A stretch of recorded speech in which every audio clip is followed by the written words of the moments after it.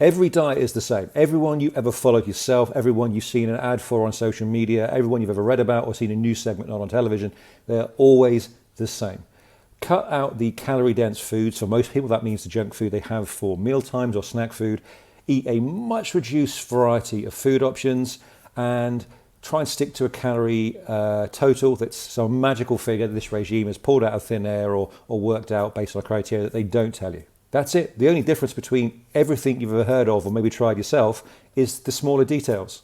Which foods they want you to cut out, which foods they want you to reduce but you can still have, and which food they want you to have in abundance. Cut carbs, cut sugars, cut meat. Have lots of meat and animal products because animal protein and fat's great for you. High fat, low fat, no grains and carbs, only processed grains, back from the way they were harvested hundreds of years ago. You get the idea. They're all the same. And then you have a time frame. You have 14 days, 20 days, 30 days, 60 days. Wow, let's go crazy. And why do they fail? They don't. Every diet you've ever tried works exactly as it was designed, and it does so spectacularly well. They're designed to put you on a fixed time frame, separate you from your money, don't forget that, that's what it's all about. Get you on a fixed time frame, eating a very limited variety of foodstuffs, usually at a harsh calorie restriction that's not tailored to you, nothing personal to you, and therefore is really, really likely to be unsuccessful in your goals, because in the space of a short period of time, it's designed to make you eat drastically less than you normally would, reduce your calorie intake. You're going to think you're making some progress, and the regime has made some more money off another person who's bought into it. And that's it. Congratulations. The short-term goal that you think you're going to achieve, maybe you got there, maybe you didn't. You've followed it for a few weeks. You feel unhappy with yourself because you've been starving. You're on low energy. You're not really feeling great because you're not eating as much as you feel like you need to. And the cycle continues. You'll start doing another one at the end of the year or January when it starts again. And that's the entire industry. It's generated a lot of money over a period of time for people to buy into it. And then it falls away. The good ones don't because they remarket themselves, and so on and so on. And that's it. And you know that. I certainly know that. I work in the fitness industry. I don't sell diets, but I know that's how it works. And so do you. No one has ever bought into a diet regime or a diet program or followed someone who then has a funnel system that gets you to subscribe and pay for their products or their ebooks that doesn't know what's going on. So why do you still do it?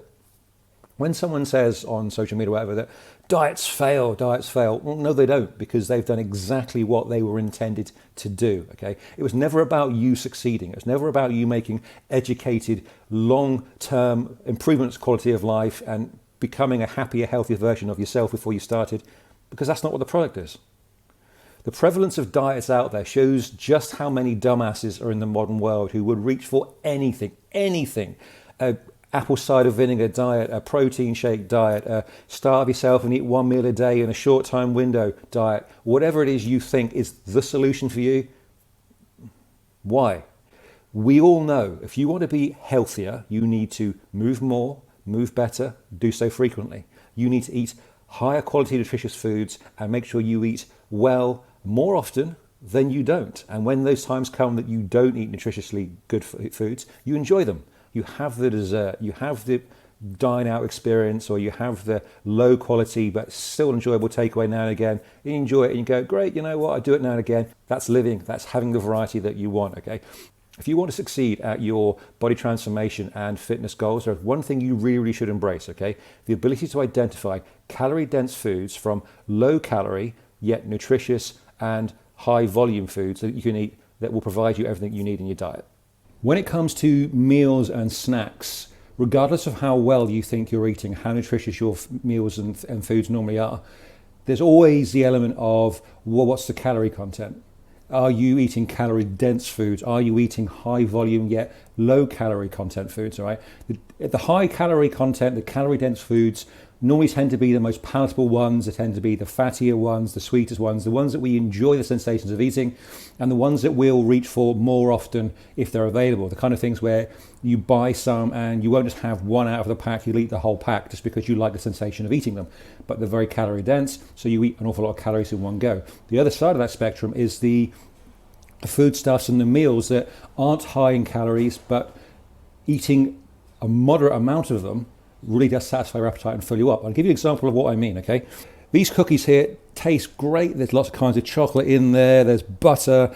They're really calorie dense. they would give you a real good kick in the daily calorie total if you ate both of those, but they would not fill you up. You would not feel satisfied, and if there was more than 2 available, you would most likely eat more than 2. However, if we look at this, same amount of calories here. You've got oven roasted potatoes, parsnips, onion, broccoli. You've got some nice spiced chicken. You've got some shredded up red cabbage and carrot. This has got the same calorie content as that. But a lot of people out there would have that as a snack and go, I'm going to eat again in an hour or so, or I'll feel hungry. You would not sit and have 2 plates of that over the course of your day and go, this is just a snack between meals. So that's what I mean when I say, are you eating calorie dense foods, or are you eating foods that satisfy you that yet have a low calorie content?